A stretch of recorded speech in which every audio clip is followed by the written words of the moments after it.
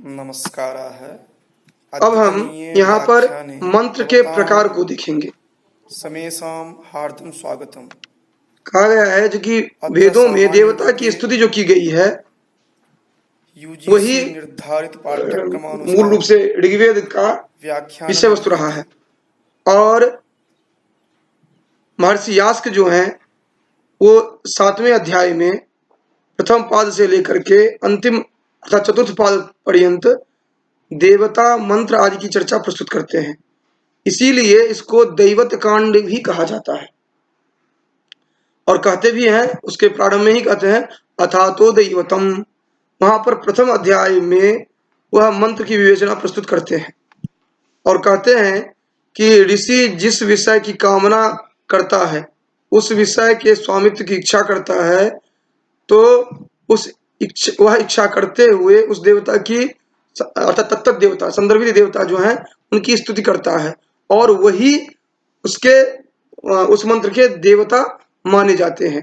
कहा गया है यत्काम ऋषिर यस्याम देवता याम अर्थम अर्थपत्यम इच्छन स्तुतिम प्रयुंक्ते तद्दैवतः समंत्रो भवति।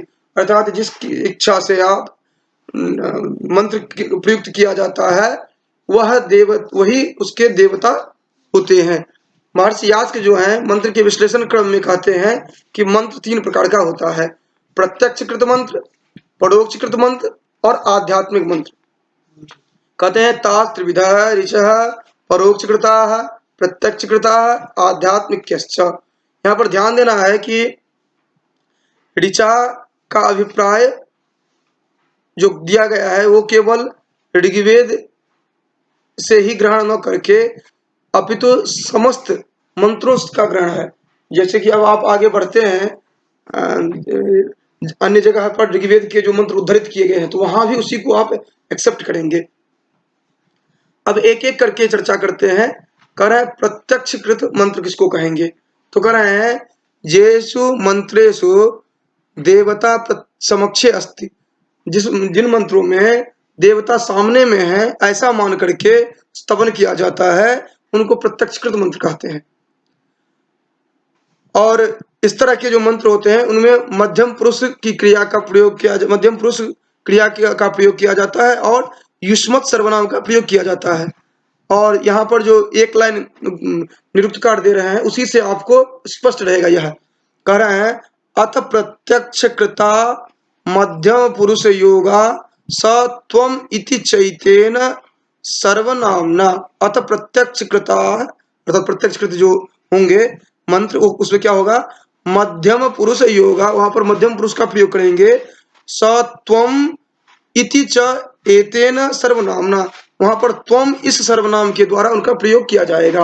अर्थात सामने में देवता है अर्थात प्रत्यक्ष देवता है ऐसा मान करके जो आप प्रयोग करेंगे तो स्वाभाविक रूप से आप उनको आप वैसे भी जब अभ्यर्थना करते हैं तो आप कहते हैं तुम्हें माता च पिता तुम्हें, तो आप युष्मत् शब्द का प्रयोग करते हैं सर्वनाम के रूप में और मध्यम पुरुष संदर्भित जो क्रियापद है उनका प्रयोग करते हैं। जैसे उदाहरण के लिए त्वमिंद्र बलाद अधे वीन इंद्रो मृधो जहि इंद्र मृधो जहि, इस तरह जो प्रयोग किया जाता है अर्थात देवता को सामने में मान करके युष्मत् सर्वनाम का प्रयोग करते हुए शब्द संदर्भित सर्वनाम जो है उनका प्रयोग करते हुए और ये क्रिया जो है वह मध्यम पुरुष संदर्भित जो क्रिया है उनका प्रयोग करते हुए यह प्रत्यक्षकृत मंत्र प्रस्तुत किए जाते हैं।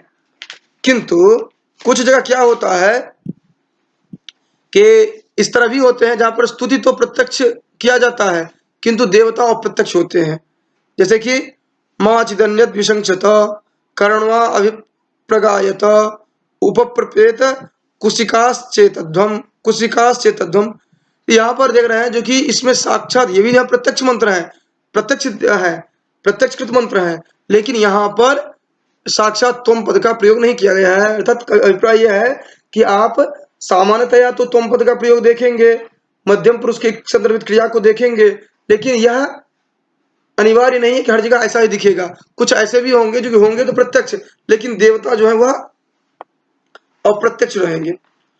अब दूसरा देखेंगे परोक्षकृत। इस तरह के मंत्रों में देवता जो है परोक्ष में है, इस तरह मान करके स्तुति की जाती है।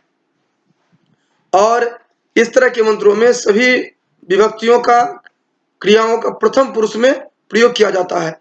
कहा गया है तत्र परोक्ष कृता सर्वाभिर नाम विभक्तिभिर युज्यन्ते प्रथम पुरुषाश्चाख्यातस्य। अब यहाँ पर देखिए अलग अलग विभक्ति में उदाहरण यहाँ पर दिया गया है। इंद्रो दिव या इंद्र ईसे पृथिव्या, दूसरा है इंद्रमिद गाथिनो बृहत, फिर इंद्राय सामगायत, इंद्रस्य नो वीर्याणि प्रवोचम। ये अलग अलग विभक्ति में आप प्रयोग देख रहे हैं। अर्थात प्रत्यक्षकृत जो होंगे वो सामने में आपको देवता है ऐसा मान कर करेंगे, और परोक्षकृत जो होंगे वो देवता सामने में नहीं है ऐसा मान करके प्रयोग करेंगे। इसके बाद आध्यात्मिक देखते हैं।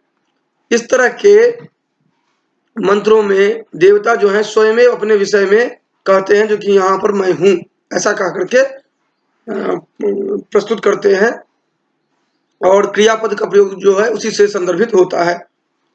तो कहा गया है आध्यात्मिक्य उत्तम पुरुष योगा अहम इति चैत्येन सर्वनामना। और आप वाक सूक्त जो देखते हैं ये इसका उदाहरण है, जो कि अहमेव वातिव प्रवाम्य रहमाणा भुवनानि विश्वा। इस तरह से 3 प्रकार के मंत्र जो हैं परोक्षकृत, प्रत्यक्षकृत और आध्यात्मिक, इन मंत्रों में परोक्षकृत और प्रत्यक्षकृत मंत्र जो है अधिक मिलते हैं, आध्यात्मिक मंत्र जो है वो कम मिलते हैं। और प्रायशः प्रत्येक मंत्र के संदर्भ में देवता किसी चिन्ह के द्वारा सूचित होते हैं, जिस कारण से कहा जाता है आदिष्ट देवता कहा जाता है। इस तरह से हम देखते हैं जो कि प्रत्यक्षकृत, परोक्षकृत और आध्यात्मिक मंत्र को हम देखते हैं।